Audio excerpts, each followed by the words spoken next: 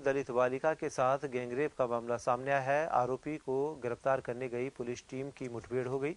इस दौरान बदमाशों द्वारा ताबड़तोड़ गोलियां चलाई गई, जिसके जवाब में पुलिस ने भी फायरिंग की। पुलिस ने मुख्य आरोपी समेत 4 को गिरफ्तार कर लिया है। फायरिंग में मुख्य आरोपी के अलावा एक दरोगा को गोली लगने से जख्मी हुआ है। पुलिस ने मुख्य आरोपी को गिरफ्तार कर लिया है, जबकि एक अन्य आरोपी के भाग जाने की सूचना है। एएसपी राजू दीक्षित ने बताया कि जल्द ही पूरे घटनाक्रम का खुलासा कर दिया जाएगा।